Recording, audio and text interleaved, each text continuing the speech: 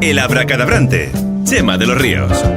Un lunes más estamos dispuestos a abrir nuestra universidad de padres. Para eso ya tenemos aquí a nuestra catedrática en la universidad, que es Laura González, a la que ya damos los buenos días. ¿Qué tal, Laura? Buenos días, ¿cómo estás? Hola, Chema, buenos días. Laura es nuestra psicóloga y además experta en temas de educación. Y es la conductora y catedrática en esta universidad de padres que abrimos cada lunes, para que aprendamos un poquito mejor a conducir, a manejar, a apoyar sobre todo a nuestros hijos a medida que van creciendo, porque se trata de esto, ¿no? De servirles de apoyo, de ejemplo, etcétera, etcétera, ¿no? Sí, claro, somos la herramienta más útil que tienen para poder guiarles en un camino que al final tienen que ir haciendo ellos, con pinceladas de nuestro apoyo y nuestro ejemplo. Que tienen que hacer ellos. Eso sí, por supuesto. Hay que dejarlo muy claro, que a veces no tenemos tan claro esto, ¿no? Sí, precisamente hoy el tema que traemos es un poco de esto, de autoconcepto. ¿Qué es el autoconcepto? Uh-huh. Es, como la propia palabra indica, la capacidad que tienen de conocerse a ellos mismos. Uh-huh. Y hay veces que se lo ponemos nosotros más difícil por ejemplo, ponerles pues las cosas demasiado fáciles o darles el camino ya hecho, y no llegamos a que ellos tengan un conocimiento de ellos mismos. Esto es una tentación que tenemos todos, ¿no? Cuando intentar facilitar las cosas a nuestros hijos y les hacemos un flaco favor, ¿no? Sí, claro. Muchas veces lo hacemos por ellos y efectivamente estamos cometiendo un error porque no dejamos que ellos mismos desarrollen su personalidad, desarrollen sus propios límites, sus capacidades, y efectivamente, como dices, pues le estamos haciendo un flaco favor. Pues nada, vamos a ver si no caemos en esa tentación y dejamos pues que nuestros hijos anden su camino. Por supuesto, tenemos que estar ahí muy pendientes de que uh-huh. todo vaya bien, de educarles, pero claro, al final el camino lo andan ellos, que es lo que decíamos al principio. Sí. Autoconcepto, es uh-huh. lo que has dicho que vamos a hablar hoy. Cuéntanos un poquito para la gente qué es esto del autoconcepto. Pues a ver, el autoconcepto, como bien he dicho, es la capacidad que tenemos de conocernos a nosotros mismos. Uh-huh. Entonces, ¿a qué edades abarca? Pues abarca desde los 2 años a todo el desarrollo, porque hay gente que empieza a conocerse a sí misma pues a lo mejor con 50 años. Pero es en la infancia cuando empezamos a forjar este tipo de conocimientos. Decimos a lo mejor, pero con 2 años un niño ¿qué va a saber del mismo? Pues es una buena manera cogerlo a tiempo para ayudarle a que él mismo se vaya conociendo. A lo mejor en la adolescencia, que es la época más difícil, podemos estar ahí para apoyarle, para ayudar a que esto suceda, y de la mejor manera posible, porque al final el autoconcepto también va ligado a la autoestima. Si tenemos un buen conocimiento de nosotros mismos y ese conocimiento es positivo, es decir, consideramos que somos hábiles en algo o eficientes, al final la autoestima, ¿cómo será? Pues será buena, será alta. Ajá. Sin embargo, si esto no sucede y tenemos una distorsión, por ejemplo, de la realidad, ya sea para bien o para mal.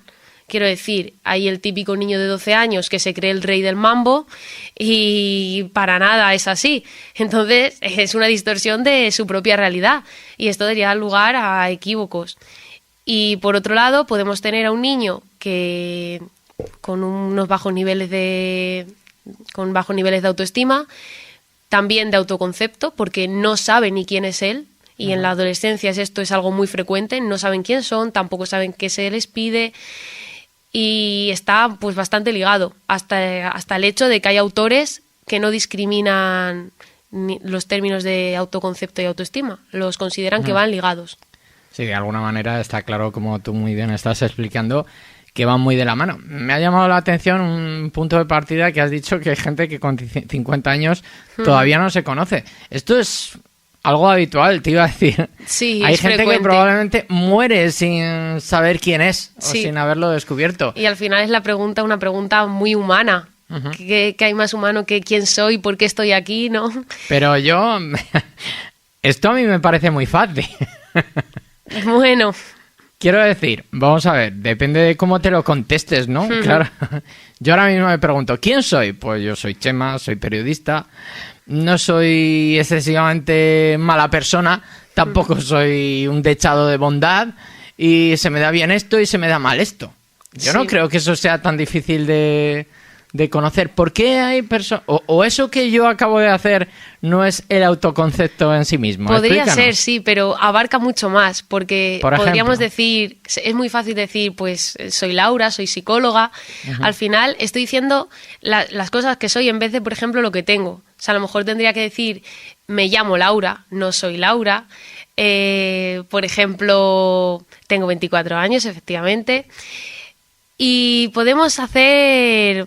Imagina, en vez de decir soy psicóloga, tengo el graduado en psicología. Fíjate que viene a ser lo mismo, pero no es lo mismo. Yo soy psicóloga, sí, es un término común, soy psicóloga, pero es que yo soy mucho más que una psicóloga. Yo tengo un área que es el social, tengo otro área que es el familiar, hay muchos. No solo me puedo centrar en soy esto. Y a lo mejor los niños pequeños los encasillamos en algo y ahí se quedan ya para siempre. Bueno, sí, esto que dices tiene bastante sentido, pero yo creo que al final es una vuelta lingüística, ¿no? Yo ya Podría sé ser. que no solo soy periodista, soy muchas cosas más. Y cuando le preguntamos a un niño, ¿qué nos contesta? Es importante este juego de palabras, que al final es mucho más que eso. Si tú a un niño pequeño le preguntas, le pones delante de un espejo, por ejemplo, y le puedes preguntar, ¿a quién ves? ¿Qué te contestaría? Pues a lo mejor, pues, soy Juan. ¿Y qué cosas buenas tiene? ¿Qué cosas buenas tiene Juan? Y podemos ver qué cosas buenas dice que él tiene de sí mismo. ¿Qué cosas malas tiene? ¿Qué cosas cambiaría? Ahí estamos haciendo que él mismo no solo exprese cómo se siente o cómo cree que es él, sino que todo esto lo pasa a la conciencia, que a veces es una manera inconsciente que tiene el niño de cómo es. Lo pasa a la conciencia y así sea él, pues efectivamente, consciente de cómo es, de cómo se siente, de qué quiere mejorar. Vemos nosotros los puntos fuertes que tiene, los puntos débiles y dónde podemos incidir. Porque, claro, esto del autoconcepto es algo que no tiene por qué preguntarse uno nunca, ¿no? Es algo que lleva uno interiorizado, ¿no? Sí. Uno en su consciente o en su subconsciente cree o considera que es alguien determinado, con unas cualidades determinadas, en varios aspectos y en varios ámbitos, como estabas diciendo, pero es algo que en muchas ocasiones ni siquiera se pone sobre la mesa o se verbaliza y no lo sé, ¿no? Hay gente que después de una relación a lo mejor de 10 años o incluso más, dice, lo deja con esa pareja y dice, ahora es cuando me estoy conociendo a mí misma. A lo mejor estaba tan ligado a esa persona que cuando rompe con esa relación y tiene que estar solo y tiene que aprender a estar sola, es cuando se da cuenta de verdaderamente lo que le gusta. Por ejemplo, si antes con su pareja lo que hacían era ir al cine, pues se ha encasillado en ir al cine y eso parecía que era lo que le satisfacía. Y sin embargo, ahora que está sola, se ha dado cuenta de que hay otras muchísimas cosas que le gustan, o dónde le gusta ir, qué le gusta hacer, cómo se siente mejor, cómo se siente peor. Entonces, pudiendo cogerlo desde incluso la primera infancia, segunda y en la adolescencia, que es la época más difícil para tener un autoconcepto claro, pues se prevendrían muchos problemas futuros. Pues está claro, me has convencido ya. Estoy siendo duro de pelar, pero me has convencido. ¿Cómo empezamos a trabajar con el autoconcepto de nuestros hijos? Me estabas diciendo que en una edad de lo más temprana podemos empezar a... Sí, a ver, a partir de los 2 años, pues un conocimiento de sí mismo pues no pueden tener, es una realidad. De hecho, desde los 2 años hasta los 6 aproximadamente, lo que les digas que son es lo que se van a creer ellos. Entonces también podemos tener mucho cuidado ahí con las críticas que les hacemos o los comentarios, las etiquetas que les ponemos, porque pues es donde lo que estamos diciendo que son, vaya.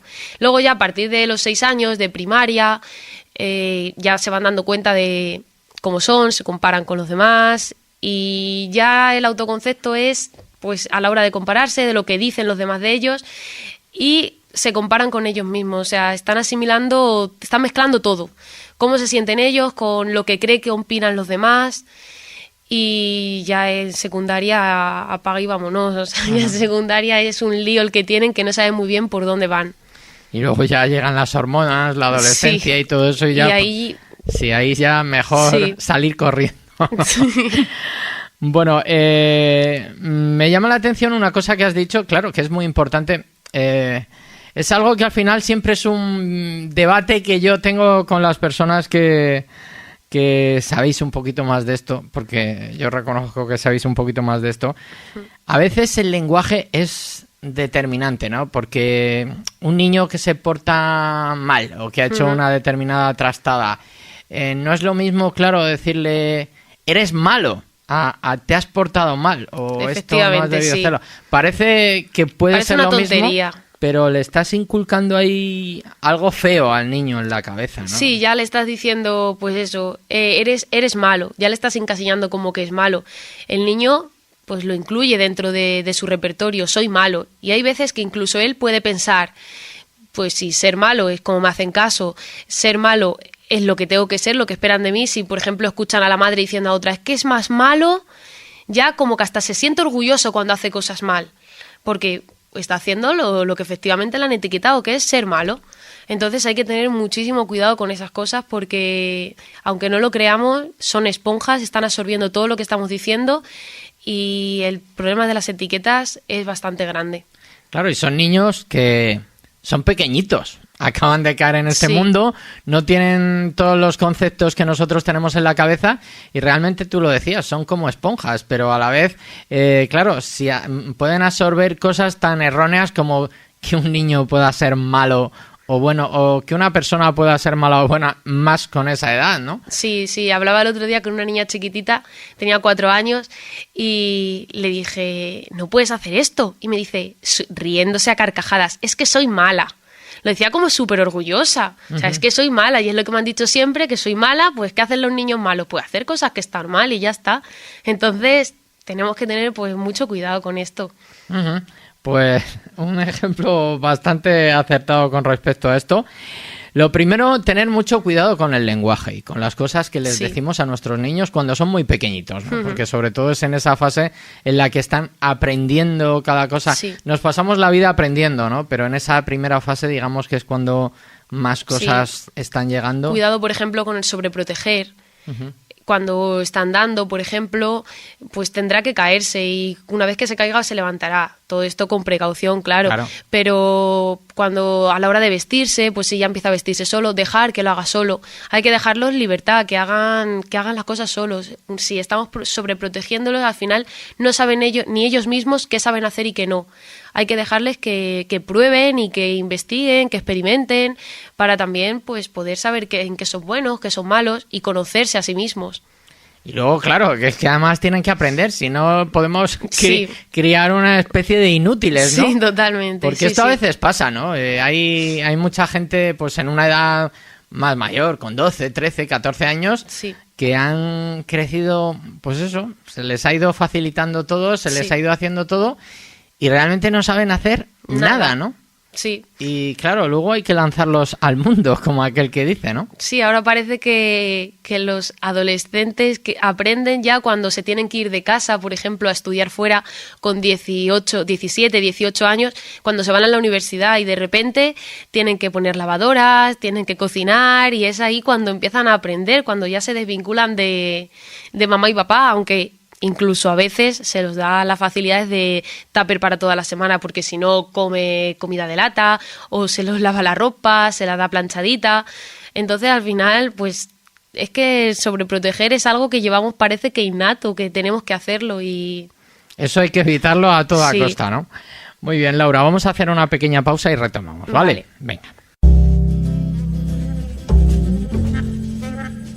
Bien, pues aquí estamos en nuestra Universidad para Padres con nuestra psicóloga Laura González. Estamos hablando hoy de autoconcepto y de la importancia que nuestros pequeños y no tan pequeños pues tengan un buen autoconocimiento de sobre quiénes son, cuáles son sus cualidades, cuáles son sus puntos fuertes, sus puntos débiles. Entiendo, todo esto es importante, ¿no, Laura? Sí, no solo tenemos que crear pues una buena autoestima para que el niño se valore a sí mismo, pero también hacerles conscientes de que hay cosas que se nos dan bien, hay cosas que se nos dan mal y de ahí el autoconcepto, o sea, conocerse a sí mismo en todas y cada una de sus facetas. Uh-huh. Estábamos hablando ahora durante la pausa, habíamos dado una serie de pautas para conocer a los niños y hay un tema sobre el que no hemos abundado mucho que es el de las expectativas que tenemos sobre ellos. Cuéntanos.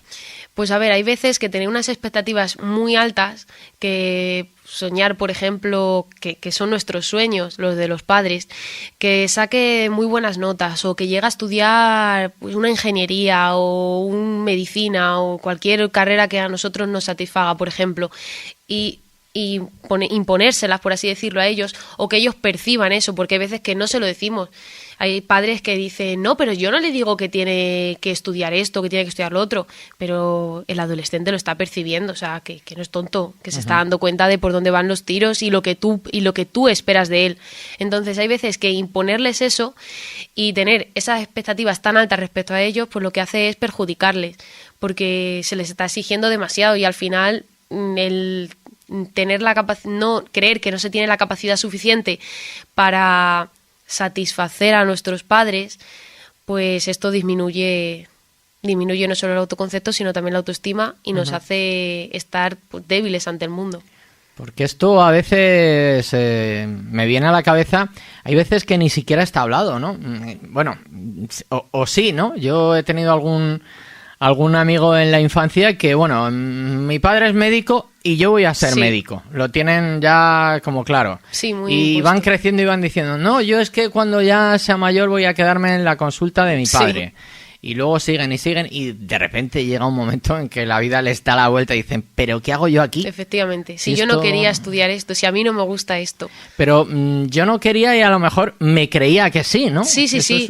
O sea, crees tan firmemente, pues que te han impuesto tanto que esa es una buena carrera, que es un buen trabajo, que te van a dar todas las comunidades del mundo, que tú mismo te lo llegas a creer y estás convencidísimo y hasta que no llega algo, por ejemplo, que rompe con todo esto, no te das cuenta y puede ser a los 20 años como puede ser a los 60 cuando llevas toda la vida trabajando al final de eso. Uh-huh. Entonces sí, por ejemplo, es importante, sobre todo los chicos de 16, 17 años que están en bachillerato, que tienen la selectividad por delante, que elijan lo que quieran estudiar, que no tenemos que meternos en algo así porque al final es una decisión que va a repercutir el resto de su vida. Lo cual no quiere decir que haya que lavarse las manos, ¿no? Yo entiendo que hay que proporcionarles información, orientación y hacerles pensar, ¿no? Porque sí. Al final, pues que decidan ellos por sí mismos, lógicamente teniendo una información clara y una información realista, que tampoco,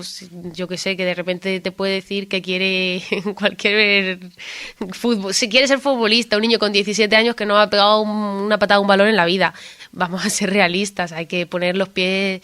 O sea, hay que poner las cosas sobre la mesa y hay que ser un poco coherentes. Uh-huh.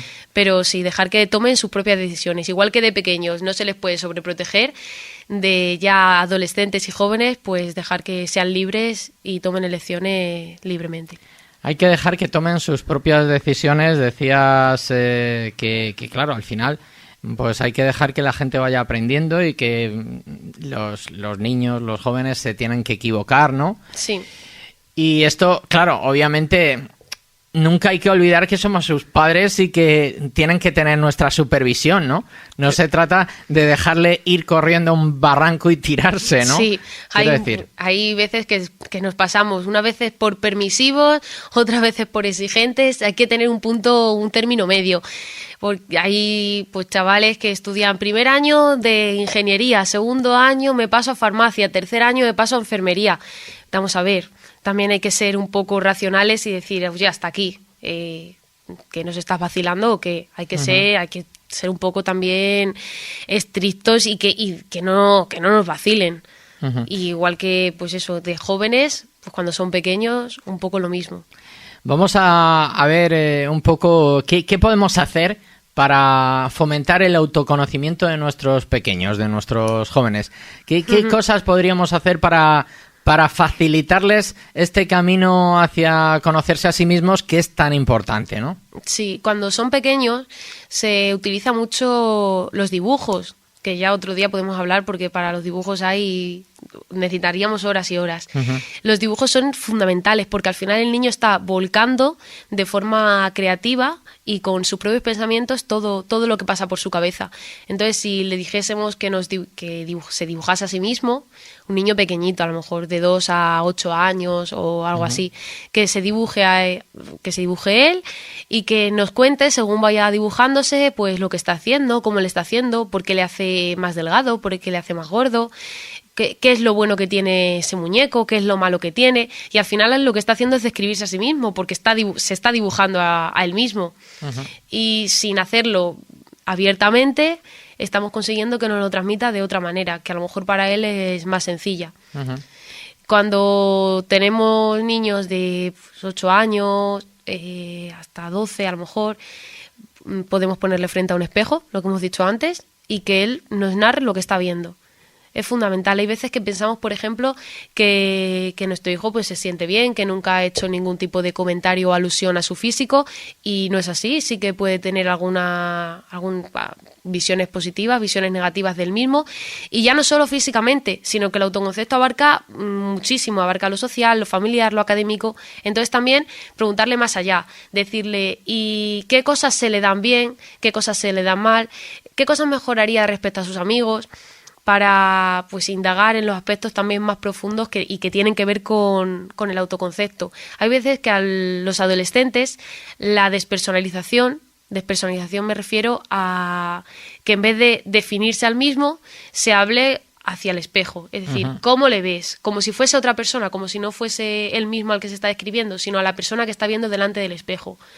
Pues hay veces que les es más fácil, que no se atreven porque la adolescencia precisamente es una época súper difícil para ser conscientes de cómo se sienten, y utilizando la despersonalización les puede resultar bastante más sencillo. Lo que pasa es que cómo llevas a un hijo adolescente ante un espejo y le dices, a ver, cuéntame. Puede ser que te mande a la mierda. Lejos, sí. Sí, hablando mal y pronto. Hay cuestionarios también de autoconcepto que de hecho podemos encontrar en internet, siempre que estén con la validez y la fiabilidad, pues una validez y fiabilidad mínima, que podemos encontrar y son bastante útiles, que eso sí que se lo podríamos pasar. Oye, ¿y qué hacemos? Vamos a ver, estamos escuchando, lógicamente, estamos pendientes. Si hemos hecho bien nuestro trabajo hasta la fecha, pues nosotros podemos tener un concepto bastante exacto de cómo es nuestro niño, ¿no? O nuestra niña. Sí.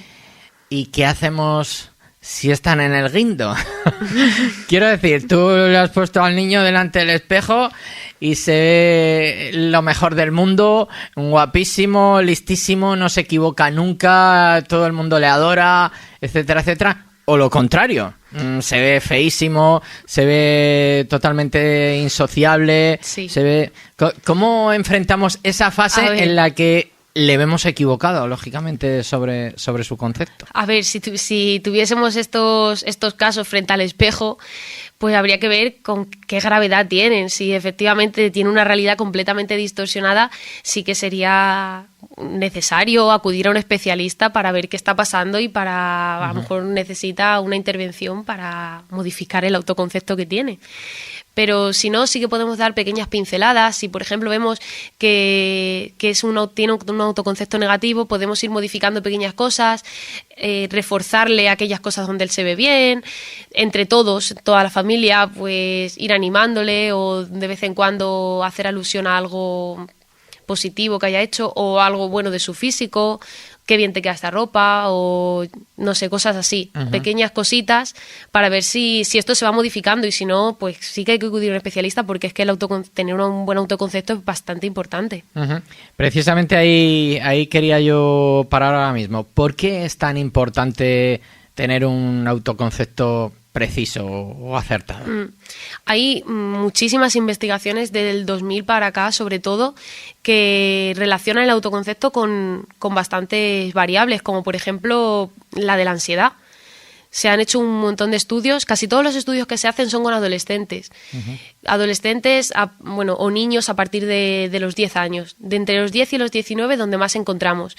Y se relaciona, por ejemplo, un autoconcepto alto con niveles muy bajitos de ansiedad. Es decir, los niños que no se conocen a sí mismos o que los niveles de autoconcepto son bajos tienden a tener más ansiedad que los que no. Esto se puede suponer que es porque al no conocerse a sí mismos, por ejemplo, interpretan mal los pensamientos de los demás o las acciones que hacen, porque al final el autoconcepto lo que hace es a que nos ayuda a interpretar las cosas de una manera determinada, de una forma o de otra, a las opiniones que creemos que tienen de nosotros. Imagina un niño que no se conoce muy bien a sí mismo, pues ¿cómo va a conocer a los demás? Entonces, rápido, una acción de un compañero o una frase o cualquier otra cosa que se le diga a él, la va a interpretar de una manera equivocada y eso le va a hacer daño y al final estamos en un círculo vicioso, autoestima baja, autoconcepto bajo y repercute en muchísimos ámbitos de su vida. Muy bien, pues sí, y luego, claro, lo que estabas hablando, que el autoconcepto va muy ligado, de hecho hay autores que ni siquiera lo diferencian de la autoestima, ¿no? Entonces, efectivamente, sí. Claro. Es que está prácticamente asociado, o sea, un conocerse, un autoconcepto bajo al final es tener los ámbitos de familiar, académico, físico, emocional bajitos, que donde repercute pues en la autoestima, y tener una autoestima baja influye en el autoconcepto, entonces por eso hay autores que directamente no lo separan. Pues muy interesante este tema, lógicamente, como es normal en nuestra universidad para padres, enfocado a nuestros más pequeños, pero bueno, podemos sacar algunas conclusiones también los mayores.